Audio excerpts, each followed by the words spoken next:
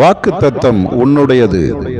அருமையானவர்களே, இந்த நாளிலும் உன்னுடைய வாழ்க்கையை நீ சீர் செய்து கொள்ள உன்னை அன்போடு அழைக்கிறேன்.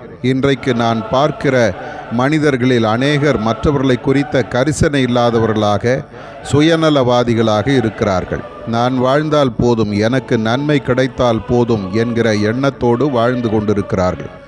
ஆனால் என்னுடைய விருப்பம், என்னுடைய பிள்ளைகள் எல்லாரும் மற்றவர்களுக்கு தாராளமாக உதவி செய்கிறவர்களாக இருக்க வேண்டும் என்பதே.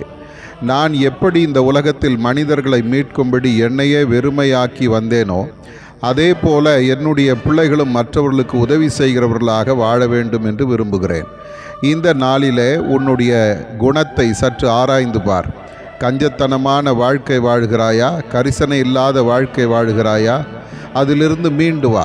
என்னுடைய குணாதிசயத்தை தரித்துக்கொள். மற்றவர்களுக்கு தாராளமாக உதவி செய். அப்படி செய்தால் உன் வாழ்க்கை செழிக்கும். இறைக்கிற கிணறு சுரக்கும். கொடுங்கள், அப்பொழுது உங்களுக்கு கொடுக்கப்படும். உன்னுடைய வாழ்க்கையில் இந்த நோக்கத்தோடு நீ வாழ்வாயானால் அநேகர் உன்னால் ஆசீர்வதிக்கப்படுவார்கள். நானும் உன்னை ஆசீர்வதிப்பேன். ஆதார வசனம், உதார குணமுள்ள ஆத்துமா செழிக்கும். நீதிமொழிகள் 11:25.